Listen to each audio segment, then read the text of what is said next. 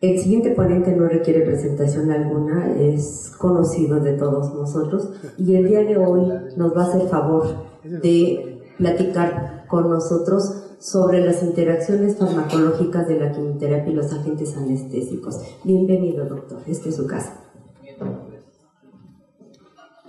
Muchas gracias, muy buenos días a todos, es un gusto verlos, veo aquí caras conocidas, me gusta ver a Emilia Herrera aquí, a algunos de nuestros residentes de Clínica Londres, a Mario Zaragoza, por supuesto, un compañero entrañable del Instituto Nacional de Cancerología, y durante el periodo que estuve como jefe del Departamento de Anestesia y Terapia Intensiva en el Instituto, estuve en un puesto administrativo como subdirector médico, pues vemos cómo la oncología va tomando un lugar predominante incluso dentro de la anestesia. Hace algunos años no se nos ocurría pensar que tuviéramos que hablar de anestesia y cáncer, y ahora a la Sociedad Mexicana de Ginecología Obstetricia pues le da una mañana completa a revisar estos temas, lo que a mí me parece importantísimo, porque sin duda pues el cáncer en la actualidad es la segunda causa de muerte en el país.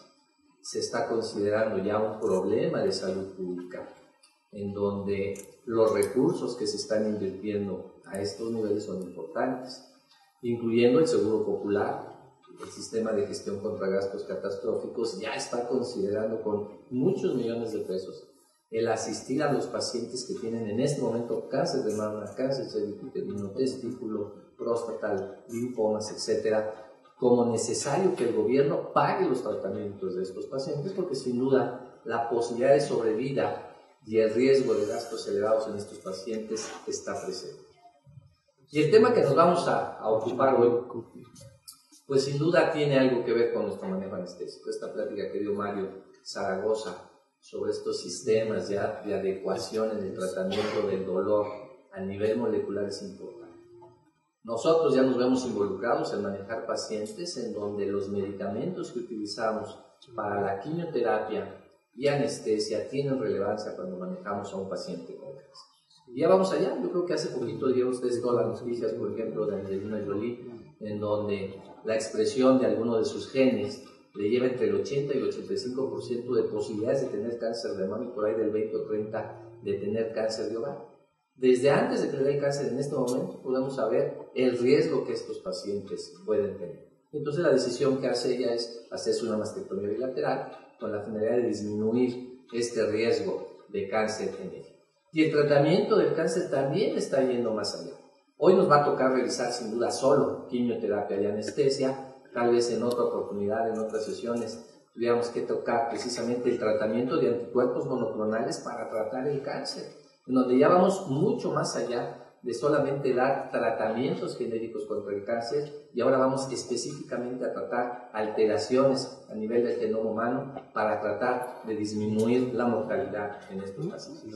Y bueno, pues esto simplemente lleva a la finalidad de señalarles que 2/3 partes prácticamente de mujeres contra 1/3 parte de hombres son los que padecen algún tipo de tumor. Vamos a hacer una revisión un poquito regular de algunas consideraciones en el paciente oncológico, y lo tenemos que considerar como un paciente de alto riesgo. Todas estas consideraciones habrá que tenerlas en el paciente oncológico. Son pacientes por definición inmunodeprimidos. El cáncer es una mala respuesta inmune ante las células que normalmente estamos nosotros teniendo con una alteración genética. En cualquiera de nosotros, espero que así sea, cuando se detecta una célula neoplásica, nuestro sistema inmune, particularmente la respuesta celular, la fagocita, la retira del organismo y no se desarrolla. En el paciente con cáncer esto no ocurre y la respuesta celular habitualmente está alterada, y entonces esto permite que esa célula neoplásica que se ha alterado en su replicación celular siga proliferando. Obviamente estos pacientes habitualmente están malnutridos, tienen tratamientos concomitantes, seguramente y sobre todo en el paciente adulto, comorbilidades importantes. La cirugía suele ser radical, de larga duración. Habitualmente los pacientes son hipertensos, diabéticos, obesos, desnutridos, etc. Tienen poca adecuación física. Habitualmente el cáncer ocurre en los extremos de la vida, sobre todo en el adulto, en las mujeres por arriba de los 40 años de edad, en el hombre alrededor de los 60 años aproximadamente. Y obviamente El cáncer produce depresión y una gran ansiedad, que casi siempre, ante la posibilidad de pronóstico oncológico, pues va asociado prácticamente a la posibilidad de muerte. Es más importante que consideremos siempre en estos enfermos una consulta preanestésica que nos permita complementar estudios que a necesidad del anestesiólogo sean necesarios. A veces los ve el internista, los ve el oncólogo, los ve el cirujano, pero no el anestesiólogo. Entonces la consulta se hace importante. Esto nos va a permitir entender si el paciente está con un cáncer incipiente o con un cáncer avanzado. Y ya, dejar ahora sí la visita preanestésica para la elección de nuestra técnica. ¿Cómo lo vamos a inducir? ¿Qué vamos a hacer durante la intubación? ¿Cómo vamos a mantener? ¿Sobre qué técnica vamos a trabajar con nuestro paciente? ¿Cómo vamos a hacer la inmersión? Y algo de lo que nos platicaba Mario. ¿Cómo vamos a manejar la analgesia posoperatoria? Que en la actualidad hay un proyecto, por ejemplo, de PISA, que me parece muy atractivo, en donde están buscando esto, que hemos oído muchas veces y que no lo logramos, que es hospital sin dolor. Entonces, hacia allá va también el desarrollo de la anestesia en el paciente con cáncer. Tenemos que recordar siempre que habrá una interacción importante entre la anestesia, la cirugía y el aparato inmune del paciente. Esta susceptibilidad incrementada del paciente, una disminución de su respuesta inmune, lo va a exponer a una mayor cantidad de infecciones, retraso en la cicatrización, la aparición o desarrollo de ese tumor, la persistencia del tumor o la recurrencia del tumor y desgraciadamente también la aparición de metástasis. Los anestésicos, y vamos a generalizar aquí los inhalados, aunque por supuesto esto lo veíamos mucho más con alotano, con enflurano y con óxido nitroso. Se ha demostrado a través del tiempo que estos agentes inhalados producían cierto grado de mielosupresión. ¿Esto qué implicaba? Bueno, pues una disminución en la síntesis de los anticuerpos, disminución de la fagocitosis y una disminución en la migración de macrófagos. Y ya les decía yo al inicio de la plática, el paciente con cáncer, por definición, es un paciente inmunodeprimido, particularmente sobre la respuesta celular y no tanto sobre lo local. Hace algunos años hizo un estudio interesante entre médicos anestesiólogos del Hospital General de México, donde se tomaron a los residentes de anestesia como un grupo y a los médicos adscritos como otro grupo de control. Se les hacía una reacción de PPD normal, sin mayor problema, en el antebrazo, y se notaba que los residentes de anestesia, que eran los más expuestos a las técnicas de anestesia general balanceada o inhaladas, tenían una disminución de la respuesta de PPD. Y una vez que los médicos iban de vacaciones y regresaban después de un mes, mes y medio, se les volvía a hacer este tipo de estudios y se encontraba que la respuesta celular se había restituido. Entonces sí hay demostración en donde los agentes inhalados disminuyen la respuesta inmune celular. Y entonces también sabemos que esta respuesta inmune celular no se resuelve inmediatamente, va a tardar días. Los anestésicos van a afectar la migración leucocitaria hasta por 22 días y la capacidad citotóxica por una semana. Y nuevamente, los anestesiólogos somos un grupo expuesto en forma importante a agentes inhalados. Y la pregunta es, ¿esto puede llevarnos a que los anestesiólogos desarrollemos en forma más temprana o en forma más frecuente algún tipo de neoplasia? Creo que todos han oído en alguna ocasión de compañeros anestesiólogos con algún tipo de tumor que no se ha establecido perfectamente, y hasta hace algunos años los anestesiólogos no estábamos considerados como factores de riesgo como nuestro trabajo. Ahora sí, casi creo yo, en todas las instituciones del sector público, los anestesiólogos tienen o tenemos un sobresueldo por riesgos profesionales. Y esto pues, es parte de lo que nos está ocurriendo. Otra de las consideraciones en el paciente con cáncer es la desnutrición. Y esta desnutrición se debe, obviamente, al estado tumoral que está consumiendo una gran cantidad de proteínas del huésped para que el tumor vaya desarrollándose en forma importante. Y entonces tenemos un círculo vicioso, que es desnutrición, inmunodepresión, esto agrava el estado tumoral y nos lleva a más desnutrición, además de todas las factores de necrosis tumoral, factor caquético, etcétera, que van a deteriorar al paciente en forma más celular. ¿Dónde debemos romper este círculo vicioso? En la actualidad todavía no lo sabemos. Hay quien dice que debemos actuar precisamente entre la cirugía, antes de que el paciente entre a cirugía. Ahí es donde debemos mejorar la nutrición del paciente para que cuando el paciente llegue al quirófano tenga una mejor respuesta a los medicamentos de anestesia, a la cicatrización, tolere mejor el acto anestésico quirúrgico. Pero también hay quien dice que en este momento estamos nutriendo mejor al tumor y es posible que esto avance. El otro sitio donde se ha considerado es operar al paciente en las condiciones que esté y una vez controlado el problema quirúrgico, el problema oncológico, sometamos al paciente a una nutrición parenteral que fortalezca su estado general. Sabemos que las proteínas tumorales se obtienen de las reservas del huésped y entonces tenemos a pacientes que van desde un estado nutricional normal hasta un paciente con caquexia. Tenemos incluso, obviamente, pacientes obesos, con lo que todo esto implica durante un manejo anestésico, y el paciente, obviamente, que ha recibido algún otro tipo de tratamiento antes de ser sometido a la cirugía. Este consumo proteico aumentado por nuestro tumor se va a ver agravado todavía más por los tratamientos concomitantes en el paciente con cáncer. La quimioterapia, la radioterapia, la cirugía radical y de gran extensión, la anorexia producida por el tumor y la liberación de estos factores hormonales en el paciente van a agravar este estado nutricional. El síndrome anémico es algo que casi siempre nos preocupa a los anestesiólogos y relacionamos cáncer casi siempre con anemia. Y sin duda, sí, es muy frecuente. Más del 70% de nuestros pacientes padecen este síndrome anémico en diferentes niveles de gravedad.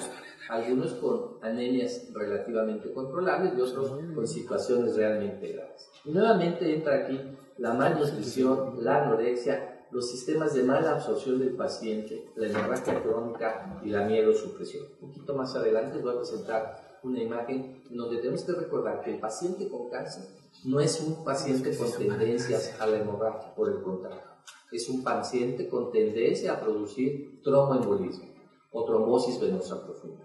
Entonces, de hecho, uno de los signos que tiene que alertar al médico cuando encontramos a un paciente que está produciendo trombos sin que haya una causa que lo explique, habrá que buscar siempre un tumor primario en alguna parte del cuerpo de ese enfermo, porque lo más frecuente es que el paciente produzca trombos. Y entonces tendríamos que preguntar, ¿cuál es el grado de anemia tolerable en nuestros pacientes? ¿Cubre la hemoglobina actual las necesidades transportadoras de oxígeno para el paciente? Eso es lo que a nosotros como anestesiólogos nos interesa y como importante. Y entonces habrá que considerar, por supuesto, la posibilidad de transfundir o no a estos enfermos. Y esto sería motivo de otra plática completa. Por ahí ya hay algo publicado por mí en algunas revistas. Creo que hay una plática sobre el internet donde hablamos de las alteraciones que produce la transfusión sanguínea en el paciente oncológico. O bien, no solo en el paciente oncológico. Cualquier paciente que nosotros transfundamos, le vamos a producir una disminución en su respuesta inmune y la posibilidad, por supuesto, de tener complicaciones. De esto hay muchos trabajos en cirugía cardíaca, en cirugía ortopédica, etc.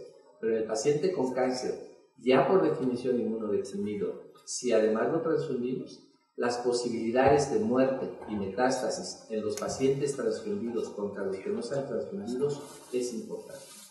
Y entonces, respondemos. Si el paciente se encuentra activo y asintomático, seguramente tolerará el acto anestésico quirúrgico y no habrá necesidad de transfundirlo preoperatoriamente.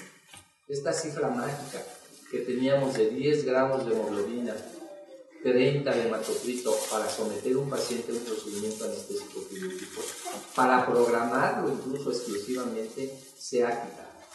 Sabemos en la actualidad que eso tenía que ver mucho con la curva de disociación de la hemoglobina, en donde hay 10 gramos de hemoglobina, 30% de hematocrito, donde mejor se saturaba esta curva. Ahora sabemos que los pacientes pueden tolerar 8 o 7 gramos de hemoglobina con ciertos márgenes de seguridad, por supuesto, consideraciones previas del paciente, si no tiene infarto agudo miocardio, si no tiene enfermedad isquémica, si la cirugía no va a producir grandes sangrados, etc. Si el paciente tiene síntomas atribuibles a la anemia, habrá que reponer la base linfocitaria previamente y después realizar el procedimiento anestésico quirúrgico. Como les decía, no exclusivamente saber si el paciente está activo y asintomático será suficiente. Habrá que considerar, por supuesto, cuál es el tiempo quirúrgico, las mezclas de oxígeno que vamos a realizar nosotros en la cirugía, si la cirugía va a ser radical o no, y por supuesto, prever cuánto va a salir. Esta transparencia que está aquí es un paciente de cáncer, que más adelante vamos a ver la cirugía, y todo esto es lo que a veces preocupa en un paciente oncológico, con mucha ocasión, mucho más que eso. Ahora sí vamos en la parte central de la plática a tocar el asunto que nos ocupa, que son los antineoplásicos y la anestesia. Habrá que recordar que la finalidad de todos los agentes antineoplásicos es interferir con la replicación de las células tumorales, tratando de no interferir con la cinética de las células normales.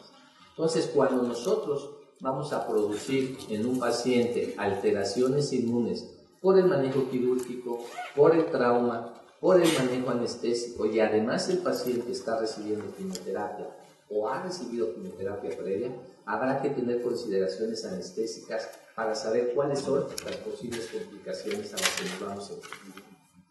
La quimioterapia va a actuar básicamente sobre células de rápida proliferación, porque este tipo de células oncológicas este tipo de células normales se parecen a las oncológicas, se replican rápidamente, requieren de nutrición adicional, y por eso es que tenemos diferentes tipos de efectos colaterales.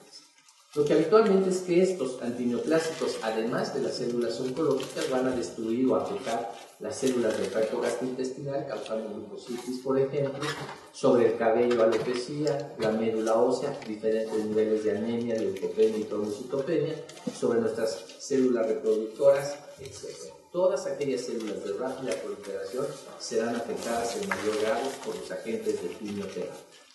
Los efectos secundarios van a depender de diferentes factores que vamos a revisar en las siguientes transparencias. La incidencia de estos efectos van a depender de qué medicamento estamos utilizando, por qué vía de administración se hace. No todos los medicamentos los ocupamos por vía venosa. Hay intratecales, hay a través de intraperitoneales, etc.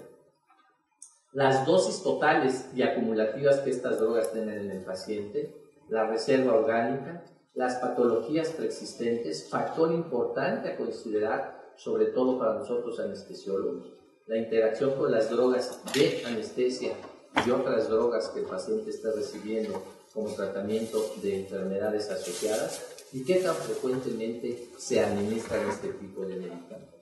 Y podemos dividir las complicaciones por quimioterapia en aguda, intermedias y tardías.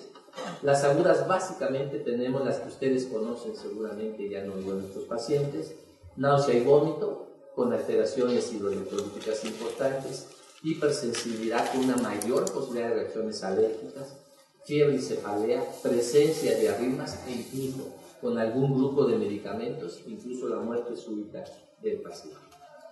Las intermedias pues son a las que vemos nosotros frecuentemente en quirófano, en los casos en que la quimioterapia ha sido el tratamiento inicial y después la cirugía como complemento de citorreducción.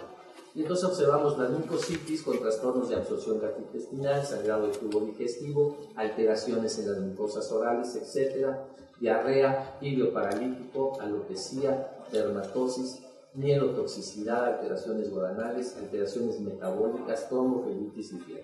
Y alguien algún día nos decía, es difícil algo tan sencillo para un paciente, pero tan importante para los anestesiólogos como canalizar una vena en el quirófano.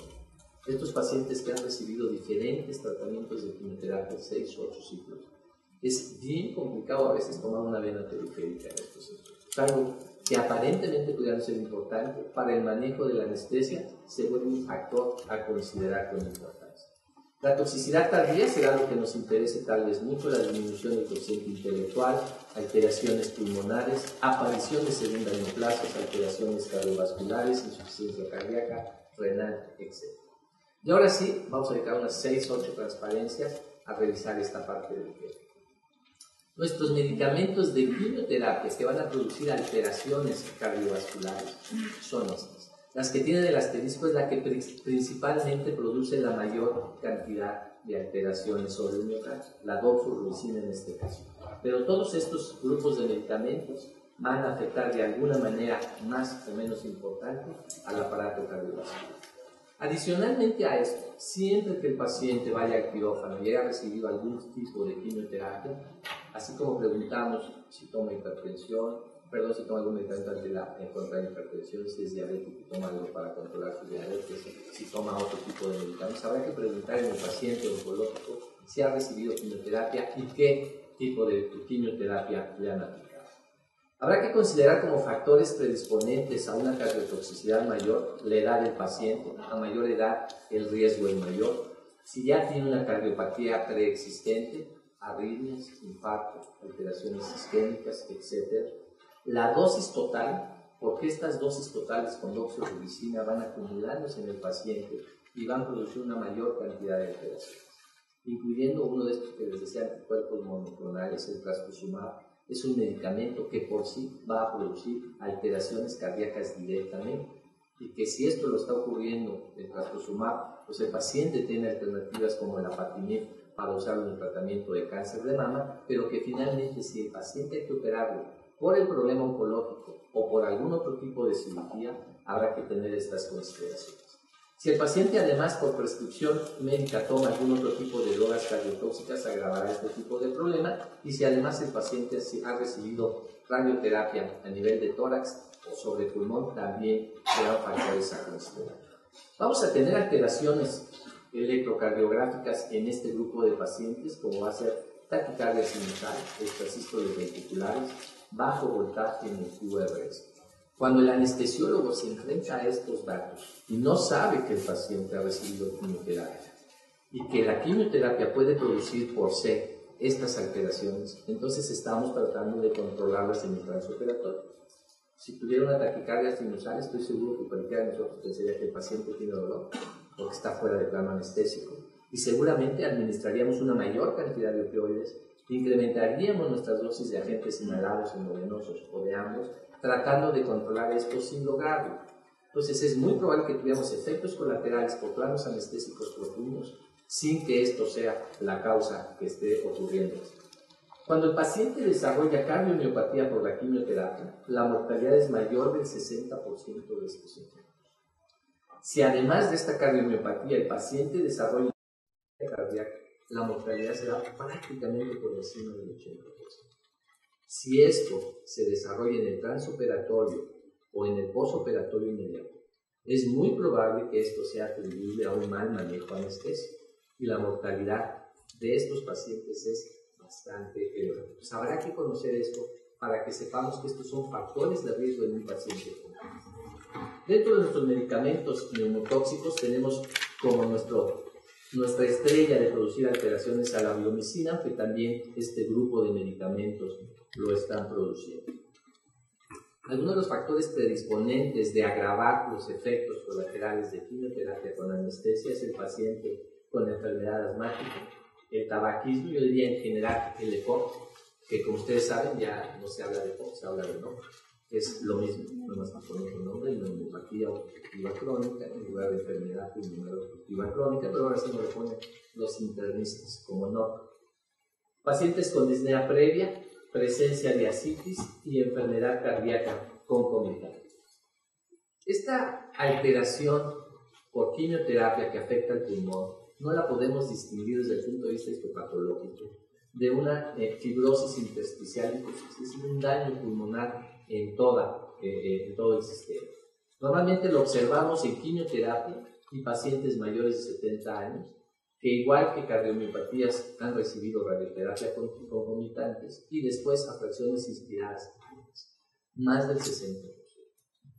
No levanten la mano, pero cada uno de ustedes responda: ¿cuántos de ustedes dan anestesias con mezclas de aire o con mezclas de óxido nitroso con la finalidad de disminuir nuestra fracción inspirada de oxígeno abajo del 60%? Estoy seguro que casi todos ocupamos oxígeno al 100% en pacientes que realmente no lo requieren. Y como todos sabemos, el oxígeno es tóxico a altas concentraciones, pero todos sabemos, es frío, es seco, produce atelectasias por absorción, etc. Una serie de consideraciones. En el paciente que ha recibido bleomicina, que está sometido a cirugía y que nos desarrolla un problema de alteración pulmonar con disminución de su oxigenación, la respuesta inmediata que vamos a tener, estoy seguro, es: quítale la mezcla de oxígeno, dale oxígeno al 100% y vamos a ver cómo responde. Esto agravará el estado de nuestro paciente desde el punto de vista de función pulmonar y de oxigenación. Habrá que hacer mezclas en este grupo de pacientes. Los nefrotóxicos. Tenemos como principal agente al cisplatino, el más nefrotóxico, y todos estos. Habrá que mantener en mente a la ifosfamida y todas las fosfamidas, porque también van a alterar a nivel plasmático, sobre todo en niños. Vamos a tener, obviamente, como factores predisponentes los pacientes con un daño renal previo, con litiasis renal, con cierto grado de no función renal adecuada, y entonces estos pacientes se pueden presentar con hiperazoemia en el 30% de los casos, con una nefropatía hiperurémica, necrosis tubular masiva en muchas de estas situaciones. Nuevamente, me regreso a la pregunta de varias ocasiones. Si el paciente en el postoperatorio inmediato, en el trans, desarrolla insuficiencia renal por una necrosis tubular masiva atribuida a nuestros medicamentos de quimioterapia cisplatina, es muy probable que digan que fue por un mal manejo anestésico, porque se chocó, porque estuvo hipotenso, etcétera, etcétera, etcétera.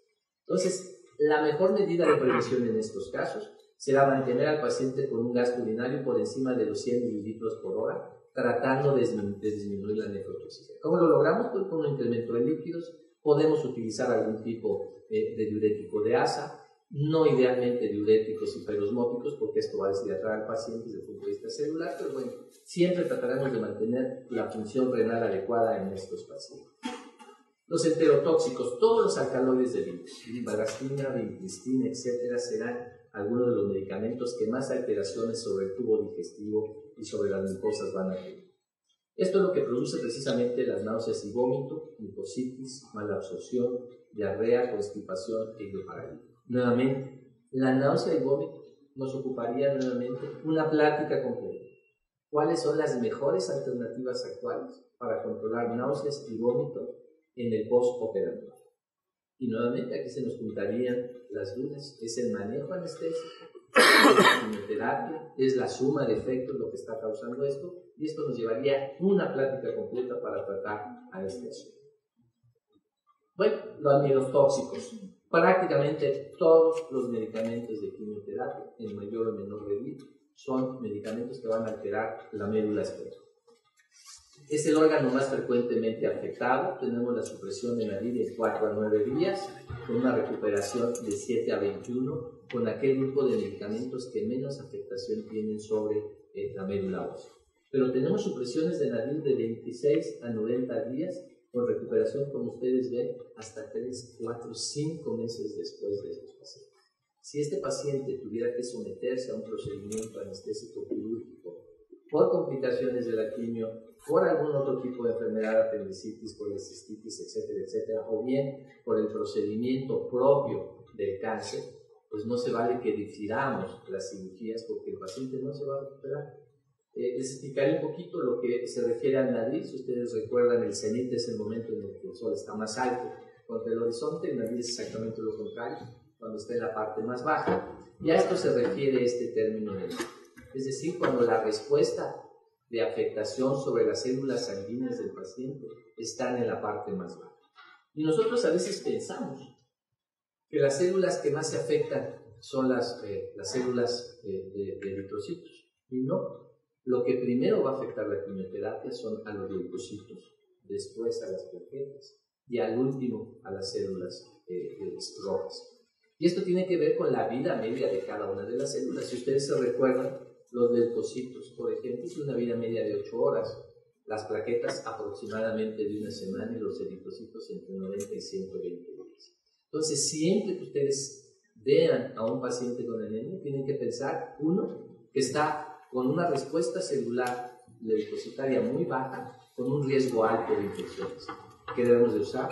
Nuestro cubreboca bien puesto, por encima de la nariz, usar guantes estériles para canalizar, intubar, extubar al paciente, etc. Tener siempre en mente que la posibilidad de que las plaquetas estén disminuidas con poca función va a existir. Entonces, estos factores de control del anestesiólogo durante el procedimiento perioperatorio aquí sí serán importantes con la finalidad de proteger a la gente. Vamos a tener también, en algunos de estos casos, los factores de coagulación alterados por agentes de quimioterapia. Entonces, en estos casos, habrá que tener plasma fresco congelado disponible para este grupo de pacientes. Tenemos un grupo de medicamentos importantes que son neurotóxicos y que nuevamente pudiera ser atribuible las alteraciones en nuestros pacientes. Methotrexate es uno de ellos, ya que se administra con mucha frecuencia intratecalmente a través de bloqueos subaracnoideos. Y entonces tenemos que este grupo de medicamentos puede causar incluso eso, paraplegia transitoria en los enfermos, un síndrome de somnolencia, neuropatías periféricas, y neuropatía autonómica. Aquí les puse la impotencia, pero el paciente puede tener problemas para evacuar la vejiga, incontinencia a nivel rectal, y si pensamos nuevamente que esto ocurra en el postoperatorio inmediato, después de una técnica de anestesia regional, es probable que estos efectos atribuidos a la quimioterapia piensen que hayan sido complicaciones del procedimiento anestésico. Los hepatotóxicos también, prácticamente todos los medicamentos de quimioterapia van a afectar en mayor o menor medida la función hepática, y esto tiene que ver con el metabolismo básicamente de ellos, además de factores adicionales, transfusiones múltiples, otras drogas hepatotóxicas, incluyendo nuestros anestésicos, la inmunosupresión, la politransfusión de estos enfermos, etc.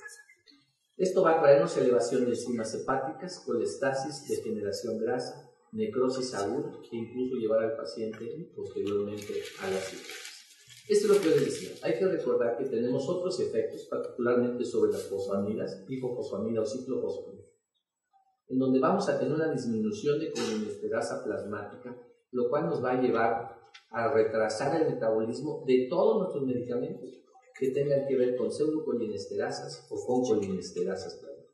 ¿Cuáles son habitualmente los que tenemos? Algunos de nuestros bloqueadores neuromusculares no despolarizantes y despolarizantes. Rápidamente, nada más como flashazo, vamos a hablar de radioterapia. Habrá que considerar si este paciente adicionalmente ha recibido radioterapia, particularmente en tórax, por lo que decíamos, neumotoxicidad, radioterapia en tórax, más anestesia, el factor de riesgo es mayor, al igual que los problemas cardíacos. Y la radioterapia básicamente va orientada a dos situaciones: la braquiterapia, que es cuando nosotros, el radiooncólogo coloca cargas radioactivas en los alrededores del tumor, particularmente cerebrouterino, pero se hace en lengua, se hace en próstata. La teleterapia, cuando las reacciones se dan a distancia, se hace un tatuaje de la zona, se hacen mediciones y se da radiación. Esto lleva, por supuesto, a lesiones concomitantes a los órganos adyacentes y que nos puede llevar a fibrosis, necrosis, sangrado y tener durante el procedimiento anestésico esto nos va a llevar a mayor sangrado, mayor tiempo quirúrgico, menos supresión y algunas de las situaciones que ya habíamos comentado. Y entonces la anestesia y cáncer se vuelve realmente un tema de interés para nosotros. Habrá que saber que estos pacientes requieren cuidados especiales. Recordar que el paciente oncológico es un paciente con un alto riesgo de tromboembolismo y que tenemos que intervenir también nosotros, si no lo ha hecho el internista o el cirujano, en la tromboprofilaxis de nuestros pacientes. ¿Cómo? Pues como ustedes lo quieren, va a tener muchas alternativas. Las heparinas de bajo peso molecular, las heparinas no fraccionadas, tenemos cumarínicos, tenemos ya las orales, etc. Entonces la posibilidad de ayudar a estos enfermos es importante. Unas pocas consideraciones sobre las diferentes acciones donde el anestesiólogo actúa. Pues por supuesto tenemos sobre la medicina transfusional, la elección de cómo, cuándo y en qué momento transfundir a los pacientes, los procedimientos no invasivos y obviamente el manejo de anestesia. Es un dato para que ustedes vean lo que está sucediendo en cancerología. Son estadísticas obtenidas del 2012, en donde se dieron 5.309 anestesias. Se está usando con cierta frecuencia la anestesia combinada, aproximadamente en el 43% de los pacientes. Nuevamente, hay que hablar toda una sesión de anestesia combinada, ventajas, desventajas, riesgos, cómo hacerlo, etc.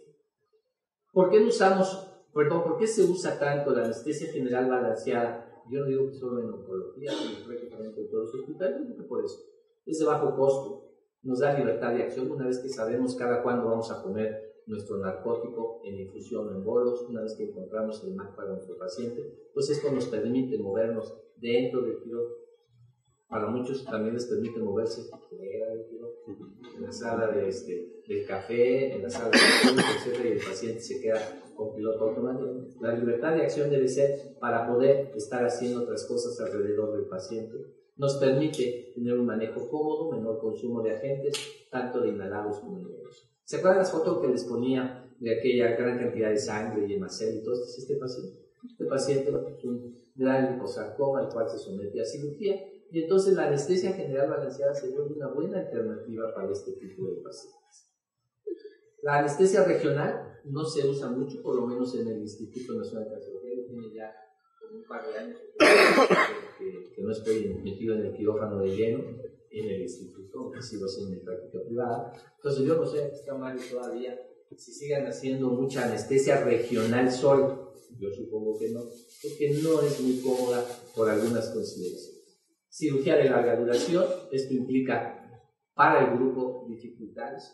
Yo les quiero decir, les digo a mis pacientes, cuando nos toca este tipo de cirugía, es que tenerlo 4 o 5 horas crucificado, a veces con una mala posición, etc. El paciente finalmente va a acabar cansado y vamos a acabar sedándolo con todo lo que esto implica. Abarca normalmente la cirugía oncológica grandes segmentos corporales, hay sangrado masivo, comentarios operatorios imprudentes y, por supuesto, el paciente llega con una gran carga emocional al quirófano. Este es un caso que manejamos en el instituto hace algunos años. Yo les decía, ¿alguien puede manejar esto con una anestesia regional? Seguramente muchos de los que están aquí podrían hacer con gran éxito, ya bien sea con peridural, subaracnoidea o una técnica mixta. Pero yo quiero que piensen lo que esto implica para el paciente, lo que esto implica para el grupo médico y lo que esto implica para el anestesiólogo. Manejar esta gran cantidad de tumor ahí, con el sangrado que implica, con la gran pérdida hemática, con el gran tiempo quirúrgico, seguramente no va a ser una excelente opción. Tenemos la anestesia combinada, que me sigue pareciendo a mí de nuestras mejores opciones. Yo sé que cuando yo empecé anestesia, hace muchos años, teníamos una doctora, la doctora Sarita Castañeda, que hacía eso en prótesis de cadera. Ponía un bloqueo peridural o subaracnoideo, volteaba al paciente y lo intubaba. Y en aquel entonces, en el 85-86, la criticaban terriblemente, porque decían que ni daba general, ni daba regional. Pues ahora sabemos que es una técnica perfectamente validada, con grandes beneficios para el paciente.